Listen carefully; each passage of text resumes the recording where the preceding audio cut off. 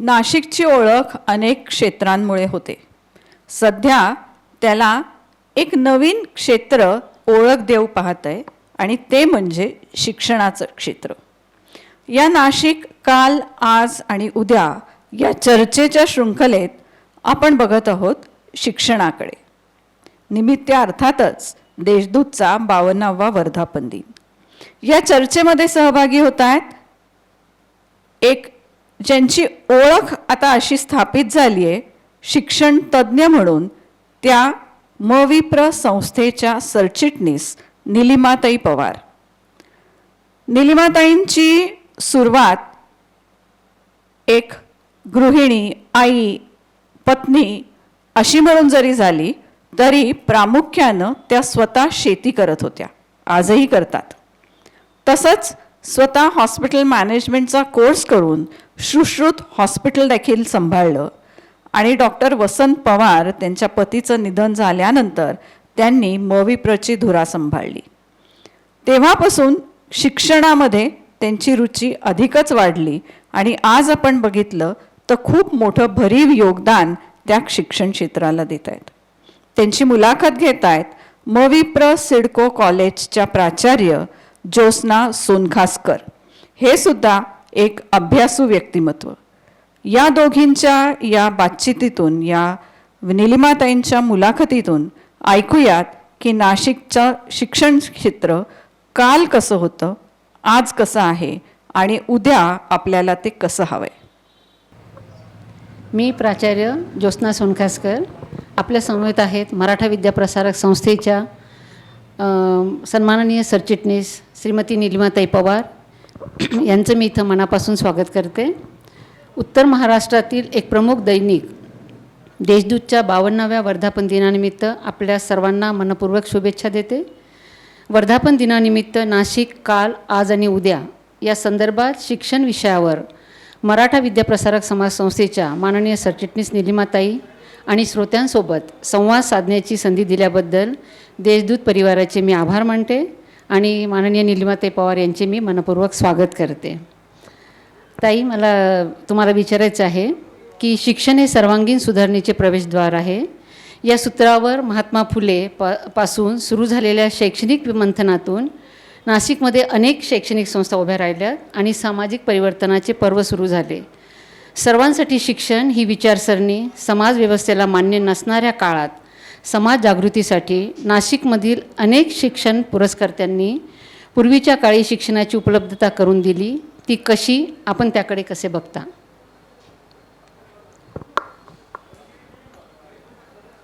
त्यासाठी आपल्याला साधारण एक 100 वर्ष मागे जावं लागेल.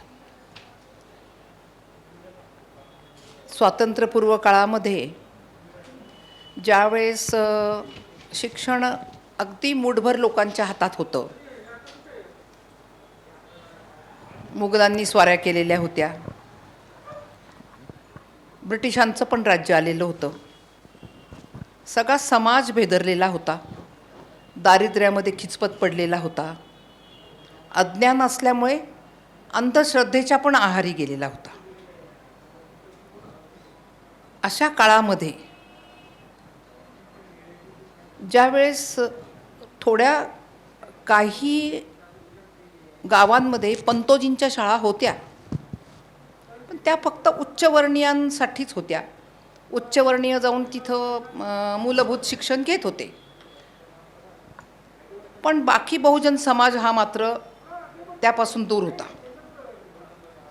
हे जेव्हा महात्मा ज्योतिबा फुलेंच्या लक्षात आलं, त्यावेळेस त्यांनी सत्यशोधक समाजाच्या मार्फत ही चळवळ सुरू केली. सावित्रीबाई फुलेसुद्धा त्यांच्याबरोबर आल्या आणि ही चळवळ त्यांनी महाराष्ट्रभर नेली. नाशिक जिल्ह्यापुरता जर विचार केला तर नाशिक जिल्ह्यामध्ये त्यांनी खूप कार्यकर्ते तयार केले. त्याच्यामध्ये मराठा विद्याप्रसारक शिक्षण व्यवस्थेचे जे संस्थापक आहेत, रावसाहेब थोरात, गणपतदादा मोरे, यांचे खरं म्हणजे मी त्यांचे खूप आभार मानेल किंवा त्यांच्या ऋणात राहणं पसंत करेल की ह्या दोघांनी या चळवळीत सामील व्हायचं ठरवलं. त्यांच्याबरोबर प्रत्येक तालुक्यामध्ये असंख्य कार्यकर्ते तयार झाले आणि मग तिथून खरं म्हणजे शिक्षणाला सुरुवात झाली की आपल्याला शिक्षण घ्यायचं आहे. पण शिक्षण घ्यायला तयार कोण आहे? शिक्षण घ्यायला कोणी तयार होत नव्हतं, घाबरत होते. मग त्याच्यामध्ये गणपतदादा मोरे, दिंडोरेचे रुंजा पाटील, असे प्रत्येक गावामध्ये पुंजा पाटील गोवर्धने असतील, वामनराव पाटील असतील नांदगावचे, हे यांनी जलसे तयार केले आणि ते गावोगाव जाऊन जलसे करायचे. आणि रावसाहेब थोरात रुंगठा हायस्कूलचे विद्यार्थी, ते शिकलेले होते, म्हणजे त्यावेळेसच्या सेंट जॉर्जचे विद्यार्थी. आणि मग त्यांनी जाऊन प्रबोधन करायचं आणि अशा प्रकारे वाड्या वस्त्यांवरती शेंबडी, उघडी, नागडी, फाटकी 18 पगड जातीतली मुलं गोळा करायची आणि त्या गावामध्ये देवळामध्ये, पडक्या वाड्यामध्ये, तबेल्यामध्ये वस्ती शाळा सुरू केल्या. ही पहिली सुरुवात झाली. आणि त्यानंतर की वसतिगृह पाहिजे, पुढचं शिक्षण कसं घ्यायचं, मग त्यामध्ये नाशकात जाऊन ते राहणार कुठं, खाणार कुठं, मग वसतिगृहाची संकल्पना आली. अशा ज्या छोट्या शाळा 1ली ते 4थी शाळा होत्या त्याला एकच शिक्षक आणि त्यांचा पगार ग्वाल्हेरचे राजे, भोपाळचे राजे, इंदोरचे राजे, धारचे राजे, देवासचे राजे, इकडे कागलचे राजे, सातारची गादी, कोल्हापूरची गादी, ह्या लोकांकडनं मदत यायची आणि त्या मदतीवर ह्या एका शिक्षकाचा पगार व्हायचा. ह्या ज्या 139 शाळा होत्या यांचा आधी इतिहास संपवते मी, की ह्या स्वातंत्र्यापर्यंत चालू राहिल्या. पण स्वातंत्र्यानंतर काय झालं की संस्थानं खालसा झाली आणि मग ह्यांचा पगार कुणी करायचा असा प्रश्न आला. कारण ह्यांच्याकडनं पगार येत होता. मग ह्या शाळांचं करायचं काय? मग त्यावेळेचे मराठा विद्याप्रसारक शिक्षण व्यवस्थेचे जे संस्थापक होते रावसाहेब थोरात, हे त्याच वेळेस लोकल बोर्डाचे पण अध्यक्ष होते. मग त्यांनी ह्या सगळ्या शाळा लोकल बोर्डाला म्हणजे आत्ताच्या झेडपीला वर्ग केल्या. तर झेडपीसुद्धा त्यांचा जन्मदिवस साजरा करते आणि त्या प्रांगणामध्ये त्यांचा एक स्टॅच्यू उभा केलेला आहे. हा एक भाग झाला प्रायमरीचा. मग संस्था अनुदानितकडे वळाली. पण सुरुवातीच्या काळामध्ये काय झालं की जे हे 4थीपर्यंतच्या आधीची मुलं होती, ज्या पंतोजीच्या शाळेमध्ये शिकत होती, यांना पुढील शिक्षण कसं द्यायचं? मग त्याच्यासाठी मध्य नाशकामध्ये एक वसतिगृह सुरू केलं. वसतिगृह सुरू केलं तर तिथं म्हणजे मुसलमान, हरिजन, गिरिजन, कुंभार, भिल्ल, मातंग सगळ्या समाजाची मुलं तिथं एकत्र शिक्षण घेत होती. आणि त्यांना स्वयंपाक करायला, खाऊ घालण्यासाठी ज्या बायका यायच्या त्यांच्या अंगावरती म्हणजे जे काही उच्चभ्रू समाजातले ज्यांना वाटत होतं की बहुजनांपर्यंत जाऊ नये, सगळेच काही विरोधात होते असं म्हणणार नाही, त्यावेळेस पण तसं चित्र नव्हतं. काही उच्चवर्णीय बरोबर होते की ते म्हणायचे की नाही सगळ्यांना शिक्षण मिळालं पाहिजे. पण काही जणांनी त्यांच्या अंगावर, सावित्रीबाई फुलेंच्या अंगावर जसं खरकटं टाकायचे, चिखल फेकायचे, तसे या बायकांच्या अंगावर सगळं टाकायला सुरुवात केली आणि ते बायका यायच्या बंद झाल्या. आणि मला इतकं विशेष वाटतं की बहुजन समाजामध्ये आजही बायका पडदाशीन आहेत, बाहेर पडत नाही आजही. अशा काळामध्ये गणपतदादा मोरे जे आमचे जे एक संस्थापक आहेत होते, त्यांनी त्यांच्या स्वतःच्या सौभाग्यवतींना 1 वर्षभर तिथं आणून ठेवलं. म्हणजे चॅरिटी बिगिन्स ॲट होम. म्हणजे कारभाऱ्यांनी स्वतःच्या बायकोला ऑर्डर दिल्यानंतर ती तर नाही म्हणणं शक्यच नव्हती आणि त्या वर्षभर इथं येऊन राहिल्या, तरी पण त्रास बंद होत नव्हता. मग समाजसुधारक विठ्ठलरामजी शिंदे पण एक 3-4 दिवस येऊन थांबले की कोण त्रास देतं, पण तरी त्रास कमी होईना. मग खुद्द शाहू महाराजांना इकडे ह्यावेळेस काय झालं की महात्मा ज्योतिबा फुलेंचं निधन लवकर झालं आणि ही शैक्षणिक चळवळ थांबते की काय असं वाटायला लागलं. पण शाहू महाराजांनी याच्यामध्ये पुढाकार घेतला. तोपर्यंत शाहू महाराजांनी मध्ये कोल्हापूरमध्ये ट्रिमेंडस बदल केलेला होता. त्यांनी जात पात सगळं बंद केलेलं होतं, प्रायमरी एज्युकेशन सुरू केलेलं होतं. मग शाहू महाराजांना इकडे यावं लागलं आणि रविवार कारंज्यावरती त्यांनी सभा घेतली. शाहू महाराज 6.25 फूट उंच, भारदस्त व्यक्तिमत्व, प्रभावी वक्तृत्व, त्यामुळे बहुजनांवर, गिरिजनांवर, सगळ्यांवर त्यांची खूप छाप पडली आणि त्यांनी आवाहन केलं की तुम्ही जर असं जर शिक्षण घेऊ दिलं नाही, स्वातंत्र्य तर मिळणारच आहे, पण जर ही जी दरी मोठी होईल ह्याला आपण सामोरं कसं जाणार आहे, ह्याचे परिणाम तुम्ही लक्षात घेतले आहे का? आणि मग त्यांनी तो त्रास त्या दिवसापासून कमी झाला. आणि विशेष बाब म्हणजे 4-5 वाडे लोकांनी मोकळे करून दिले राहण्यासाठी. नंतर साधारण शाहू महाराजांनी अगदी जबलपूरपासून तर बेळगावपर्यंत जिल्हावार ज्या शिक्षण परिषदा घेतल्या होत्या, त्यातली 1913मध्ये 7वी शिक्षण परिषद नाशिकला झाली.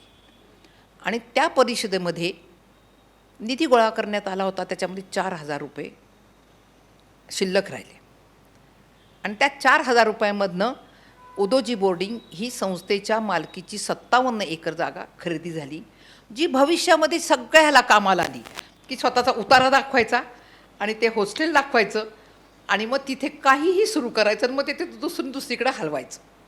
अशा प्रकारे शिक्षण सुरू झालं. मला आठवतंय की 90पर्यंत तुम्हाला पण आठवत असेल की आपल्या घरी कोकणातनं येणारा कोकणी माणूस लंगोटीवरती यायचा. तो लंगोट घालायचा आणि वरती फक्त सदरा घालायचा आणि डोक्याला मुंडासं बांधायचा. पण आज आपल्या शेजारी बसलेली बाई आदिवासी आहे का हे ओळखू येत नाही. ह्याला कारण आम्ही आणि आमच्यासारख्या असलेल्या 5-6 ज्या शिक्षण संस्था आहेत, म्हणजे भोसला मिलिटरी स्कूल असेल, बिडकरांची असेल, नाशिक एज्युकेशन असेल, ह्या ज्या चॅरिटेबल ट्रस्ट आहे ह्यांचं योगदान आहे. त्याच्यामध्ये मराठा विद्याप्रसारक समाजाचं तर मी तर म्हणते की 50% योगदान आहे. कारण दराखोऱ्यामध्ये, पाड्यामध्ये, वस्तीमध्ये जिथं आजही इंटरनेट नाही, जिथे आजही इलेक्ट्रिसिटी नाही, अशा ठिकाणी आमच्या शाळा भरतात आहे. आता सहज ओघानं म्हणून विषय निघाला म्हणून सांगते. परवा अजितदादा आले तर CP साहेब व्यवस्था बघायला आले होते आणि बोलता बोलता मी त्यांना मी पहिल्यांदाच भेट होते, मी त्यांना हिस्ट्री सांगितली आणि मी त्यांना सहज म्हटलं की कसा फरक झाला आहे. शिक्षण व्यवस्थेमुळे शिक्षण सर्व दूर गेलेलं आहे. आणि ह्याचं उदाहरण म्हणजे जसं काकासाहेब वाघ ह्या संस्थेचे विद्यार्थी होते, त्यांना त्या मुशीतनं घडवलं, त्यांना समाजासाठी, समाजधुरीणांनी समाजसेवेसाठी तयार केलं आणि मग ते संस्थापकांपैकी एक झाले. ते विद्यार्थ्यांना मदत करायचे, ते वादविवाद स्पर्धेत भाग घ्यायचे, ते गावोगाव फिरायचे, विद्यार्थी गोळा करून आणायचे. नंतरच्या काळात स्वतःच्या घरीसुद्धा मुसलमान, हरिजन, गिरिजन शिक्षणासाठी ठेवले. खूप मोठे वैभवशाली कॉन्ट्रॅक्टर झाली. ही एक बाजू. दुसरी एक बाजू की आत्ताच्या काळामध्ये एक आदिवासी मुलगी आमच्या गोरेराम गल्लीच्या शाळेमध्ये शिकते. ती MBBS पासून म्हणजे KG to PG ती आमच्याकडे शिक्षण घेते. MBBSला तिला आम्ही ॲडमिशन देतो आणि ती ओळखूसुद्धा येणार नाही. मग तेवढे कोण? तर म्हटलं भारती पवार. की तुमच्या शेजारी बसल्यानंतर ती उच्चवर्णीय आहे की आदिवासी आहे हे तुम्ही ठरवायचं न सांगता. कारण तिचं बोलणं, तिचं वागणं इतकं डिसेंट आहे की लक्षात पण येणार नाही. हे फलित MVPचं आहे, हे प्रोडक्ट MVPचं आहे. तुम्ही चालता बोलता इतिहास आमच्यासमोर उभा केला शिक्षण व्यवस्थेच्या संदर्भातला. मला दुसरा प्रश्न विचारायचा आहे की आपल्याकडे आर्थिक, धार्मिक, सांस्कृतिक व शैक्षणिक गुलामगिरीविरुद्ध बंडाचे निशाण उभारणाऱ्या समाजधोरणांनी प्रस्थापित केलेल्या ग्रामीण भागातील शिक्षण व्यवस्थेकडे आजच्या संदर्भात आपण कसे बघता? म्हणजे अंधश्रद्धा वगैरे, अज्ञान याचं जे तिथं पीक आहे त्याच्या संदर्भात आपण त्याकडे कसे बघता? खरं म्हणजे ना, शिक्षण सर्व दूर गेलेलं आहे. तरीसुद्धा आपण म्हणतो की 85% साक्षरता रेट आहे, लिटरसी रेट. पण तो 100% कसा होईल आणि झाला तरी तो अंधश्रद्धामुक्त कसा होईल हा खूप मोठा प्रश्न आहे. आमचे एक प्राध्यापक होते किशोर पवार नावाचे, डॉक्टर किशोर पवार. ते अंधश्रद्धेवरती कायम सगळ्या संस्थेमध्ये फिरत राहायचे, अंधश्रद्धा निर्मूलनासाठी काम करायचे. पण ही अंधश्रद्धा जाणं ही काळाची गरज आहे, पण हे इतकं सोपं काम नाही. याला कदाचित अजून 50 वर्ष जावे लागतील असं मला वाटतं. आणि ह्याच्यामध्ये शिक्षण व्यवस्थेचा रोल खूप महत्त्वाचा राहणार आहे. आपल्या शिक्षण व्यवस्थेचा जर विचार केला तर आम्ही सातत्यानं शिक्षकांना सांगतो की तुम्ही दिवसेंदिवस काय व्हायला लागलं आहे की मराठी शाळांची पटसंख्या कमी व्हायला लागलेली आहे आणि इंग्रजी शाळांची पटसंख्या वाढते. पण तरी पण ग्रामीण भागामध्ये अजूनही 15% मुलं शिक्षणापासून वंचित आहे. शिक्षणाच्या व्यवस्थेत आले तर संस्कार होणार आहे, संस्कार झाले तर पिढी बदलणार आहे. आम्ही हे सातत्यानं त्यांचं ट्रेनिंग घेतो, त्यांना जबाबदारी देतो की तुम्ही गावात सरपंचाबरोबर मिटिंग घ्या, गावातल्या धनिकांबरोबर मिटिंग घ्या, तुम्ही त्या घरापर्यंत पोहोचा, त्यांना शिक्षणाचं महत्त्व पटवून द्या, त्यांची फी भरा. वेळप्रसंगी ते कारणं सांगतात की आमच्याकडे पैसेच नाही, तर फी भरायची सुद्धा. आणि मला खूप आनंद वाटतो की असे म्हणजे 50-60% तरी शिक्षक असे आहेत की ते ज्या परिस्थितीतनं आलेले आहेत तर त्यांना फी भरायला काही वाटत नाही. ते आरामात त्यांची फी भरतात आणि त्यांना त्या शिक्षण व्यवस्थेपर्यंत घेऊन येतात. तरीसुद्धा आपण अजून 15 ते 20% ह्या काही कुटुंबापर्यंत पोहोचू शकत नाही. त्याच्यामध्ये दुहेरी फायदा असा आहे की पटसंख्या वाढणार आहे, दुसरा साक्षरता रेट वाढणार आहे, आणि तिसरा शिक्षकांच्या बाजूने फायदा असा आहे की पटसंख्या कमी होणार नाही आहे. त्यामुळे ह्या बाजूनी त्यांना आम्ही सारखं त्यांचा फायदा सांगतो. आमचा स्वार्थी विचार असा आहे की सगळे शिक्षणाच्या प्रवाहात यावे, आणि त्यांचा फायदा असा आहे की पटसंख्येमुळे तुमचं कोणीही सरप्लस होऊ नये. केरळसारखं जर आपलं राज्य व्हावं असं वाटत असेल तर आपल्याला सगळ्या शिक्षण संस्थांना हा प्रयत्न करणं गरजेचं आहे, आणि त्या दृष्टीने वाटचाल सगळ्यांनी सुरू केलेली आहे. हा खूप महत्त्वाचा बदल मला असं वाटतं. ग्रामीण भागातील विद्यार्थ्यांना प्रवाहात आणण्यासाठी आपण शिक्षण संस्थांची जबाबदारी सांगितली आहे आणि शिक्षण संस्था आपल्या आपल्या परीने कार्य करतात आहे. पण मला असं वाटतं की मराठा विद्याप्रसारक संस्थेच्या संस्था या सामाजिक बांधिलकीच्या नात्याने ही जबाबदारी मोठ्या प्रमाणात आपल्याला पेलताना दिसते आहे. पुढचा एक मला प्रश्न विचारायचा आहे ताई, की म्हणजे ताईंनी सांगितलं की मूल्य शिक्षण खूप महत्त्वाचं आहे, मूल्य संस्कार खूप महत्त्वाचे आहे आणि आजच्या काळामध्ये त्याची अत्यंत गरज आहे असं मला वाटतं. महाराष्ट्राच्या शैक्षणिक वाटचालीत कोल्हापूर व बडोदा संस्थान त्या काळी आधारभूत ठरले. महाराजांच्या उदात्त शैक्षणिक धोरणामुळे एक कर्तबगार पिढी उदयास आली. या पिढीने नाशिकमध्ये समाज परिवर्तनासाठी केलेल्या शैक्षणिक कार्यामुळे पूर्वी उच्च शिक्षणासाठी नाशिक बाहेर जावे लागत होते.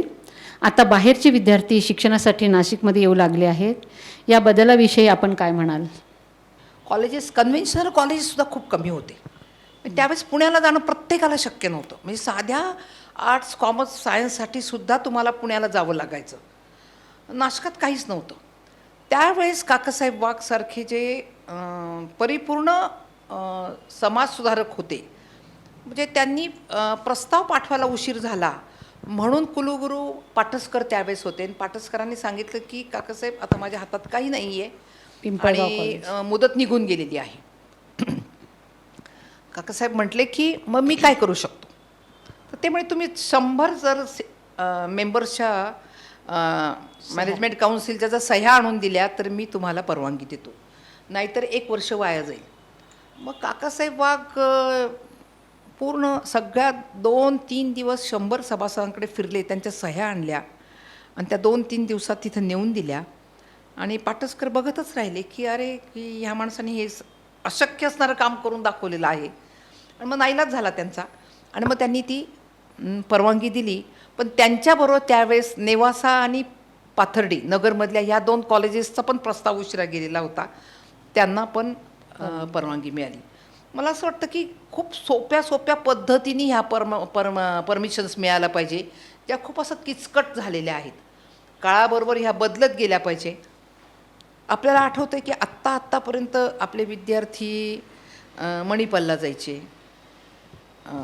इंजिनिअरिंगसाठी आणि मेडिकलसाठी, आणि ते पण मग श्रीमंत लोकांनाच ही दरवाजे सगळी उघडी होते, बाकीच्यांना नव्हतीच. पण वसंतदादा पाटील ज्यांना खूप पाठीशी अनुभव होता, गाठीशी अनुभव असा होता असं म्हणेल, आणि आज असं वाटतं की त्यांनी त्यांच्या काळामध्ये एवढे शिकलेले नसताना सुद्धा पण इतकी दूरदृष्टी होती की त्यांनी खिरापतीसारख्या इंजिनिअरिंग कॉलेज संस्थांना वाटली. आणि मग त्यामुळे आज आपल्याकडे बघा की इतके इंजिनियर्स झालेले आहेत की ज्यांना जगाची दारं उघडी झालेली आहेत. आणि त्यामुळे आज आपली साधी साधी मुलंसुद्धा जर्मनीमध्ये जाऊ शकतात, ते US मध्ये जाऊ शकतात, ते लंडनमध्ये जाऊ शकतात. ते म्हणजे हा एक मोठा बदल वसंतदादांमुळे झाला. मराठा विद्याप्रसारक समाजाच्या बाबतीमध्ये आपण स्वातंत्र्यानंतर माध्यमिककडे वळलो. नंतर आपली झेप कन्व्हेन्शनल कॉलेजपर्यंतच राहिली.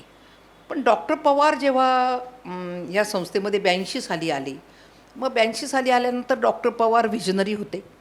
आणि मग त्यांनी आणि एकतर संस्था तोपर्यंत प्रत्येकाच्या लग्नामध्ये जाऊन आणि सांगायचे की बाबा नॉन ग्रँटची पगार करायची आहेत, आम्हाला काहीतरी निधी द्या. म्हणजे मुलीच्या बापाकडनं पण पैसे मागायचे आणि मुलाच्या बापाकडनंही पैसे मागायचे. आणि मग हे एक 2-4 वेळेस मी लग्नाला बरोबर गेले, म्हटलं मी तुमच्यावर लग्नाला येणार नाही. तर मुलीचा बाप तर पिचलेला असतो, पण तेवढ्याची सस्टेन कसं व्हायचं. म्हटलं सस्टेनसाठी तुम्ही काहीतरी मार्ग शोधला पाहिजे. आणि डॉक्टर पवारांनी सगळे प्रोफेशनल कॉलेजेस आणायला सुरुवात केली, ज्यामध्ये लपून राहिलेलं नाही की त्याच्यामध्ये 2%, 5% मॅनेजमेंटला सीट्स असायचे. आणि मग त्या सीट्समधनं काहीतरी निधी मिळायला लागला. आणि त्या निधीमुळे मंदिरातल्या शाळा मी बाहेर काढायला लागलो. एका बाजूला जवळजवळ 24 प्रोफेशनल कॉलेजेस डॉक्टरांनी आणले, ज्यामुळे नाशिकचं चित्रच बदललं गेलं.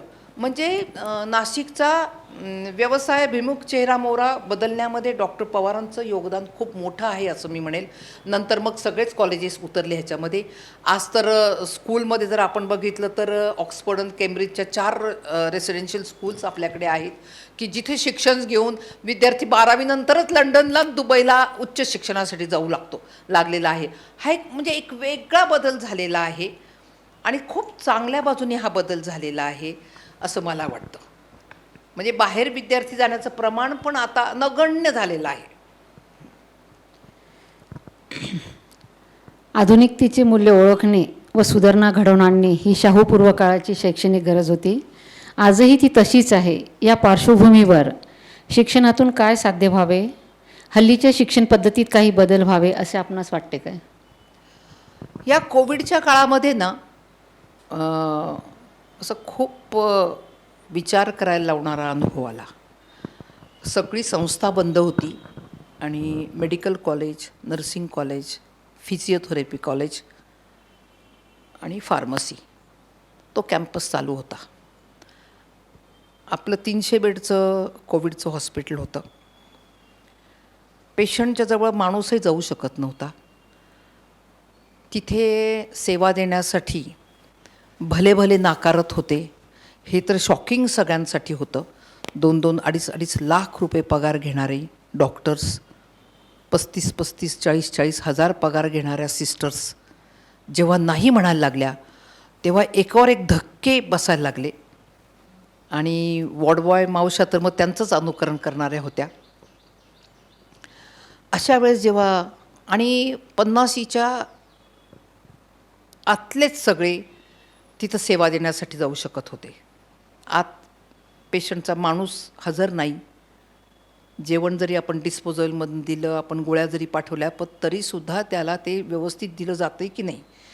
हे कॅमेरे लावले, किती कॅमेरे लावले तरी आपलं समाधान होत नव्हतं.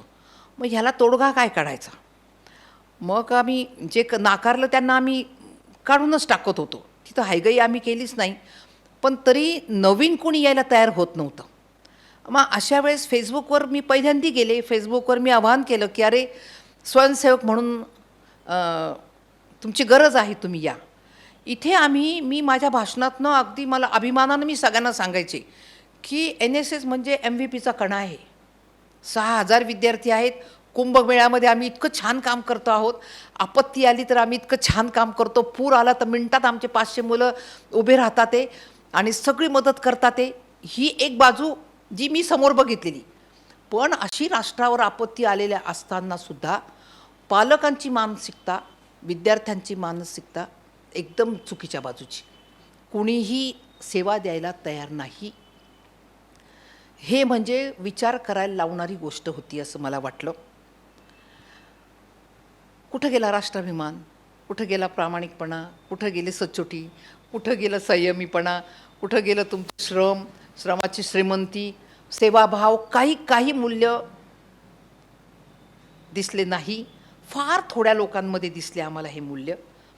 अगदी नाकारता येणार नाही, पण काही मुलंसुद्धा ज्यांचे पेशंट ॲडमिट होते ते मुलंसुद्धा असे काही पर्सेंटने असे आढळले आम्हाला की अति आईवडिलांची काळजी घेण्यासाठी ICUमध्ये स्वतः उपस्थित राहिले.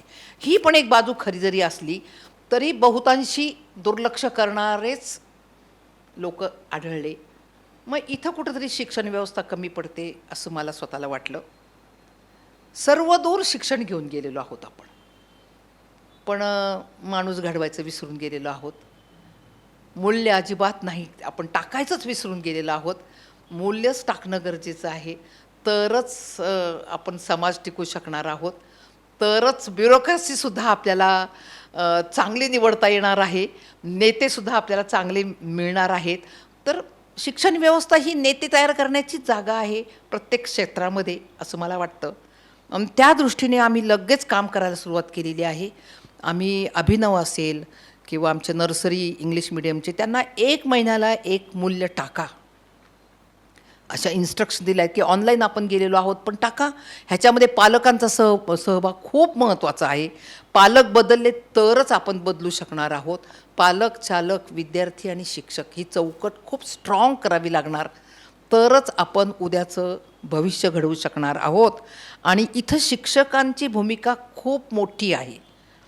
पिढी घडवण्याची ताकद त्यांच्यामध्ये जास्त आहे. आजही आपण आपल्या शिक्षकांना विसरत नाही, आपण त्यांनी दिलेले संस्कार विसरत नाही. त्यांनी जर आपल्याला लहानपणी सांगितलं असतं की पश्चिमेकडे सूर्य उगवतो, तर आपण म्हटलं असतं की घरी जाऊन पश्चिमेकडे सूर्य उगवतो. एवढी ताकद त्यांच्या शब्दाला आपण देतो, तेव्हा त्यांची भूमिका खूप महत्त्वाची राहणार आहे असं मला वाटतं. हा विषय असा आहे की फार मोठा विषय आहे, पण तरी मी एक शेवटचा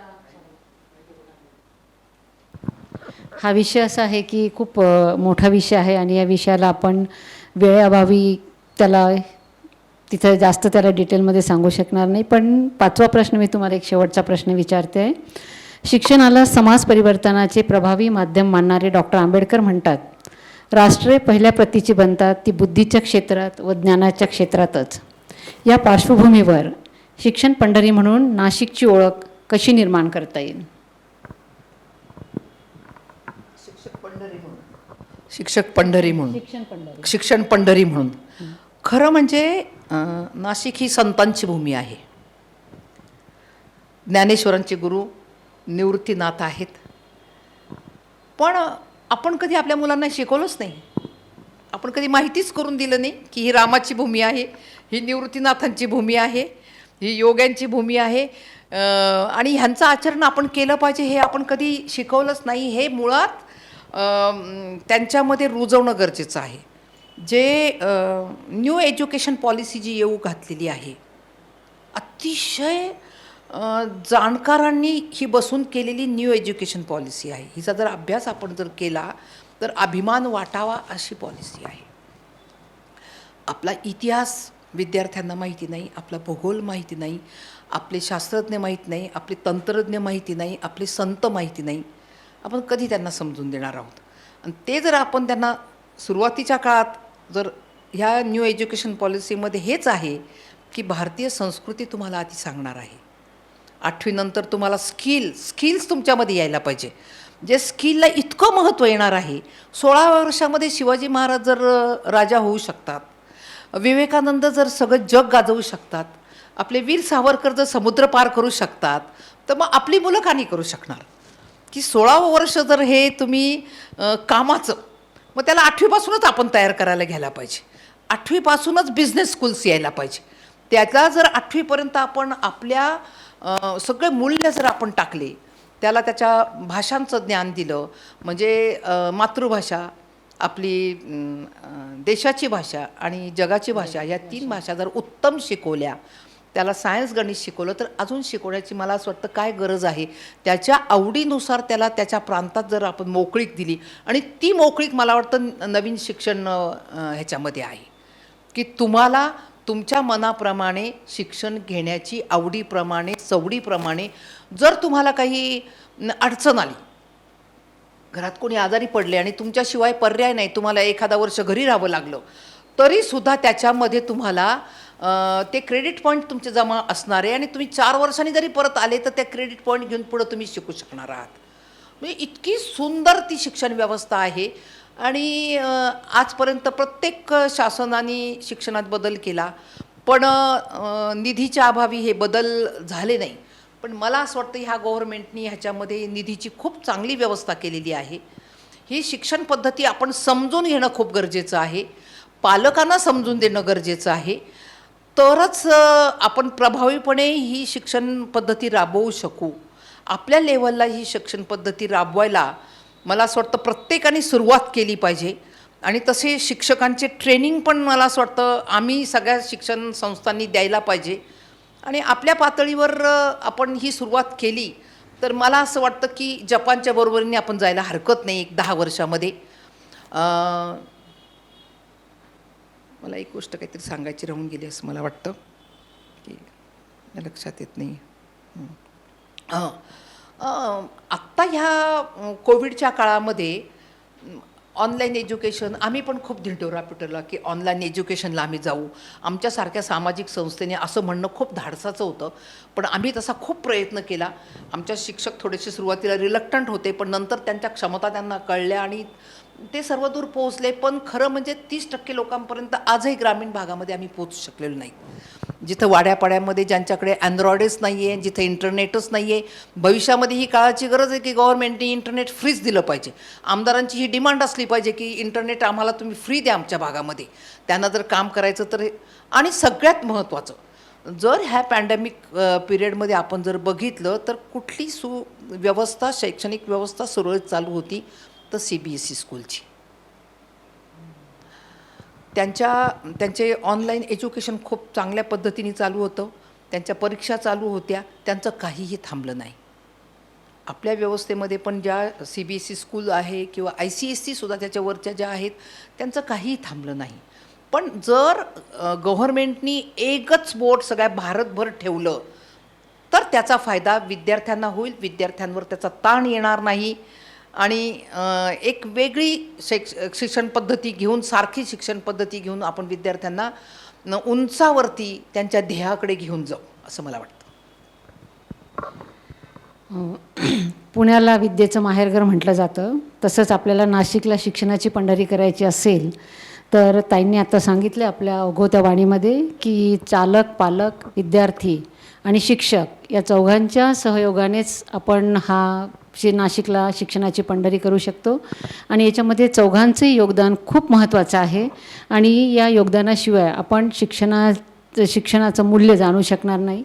आणि ताई, तुम्ही इथं आलात आणि आपण आपले अमूल्य विचार आमच्यापर्यंत पोचवलेत, आमच्या श्रोत्यांपर्यंत पोचवलेत, त्याबद्दल मी देशदूत परिवारातर्फे आपले मनापासून आभार मानते. थांबते. धन्यवाद.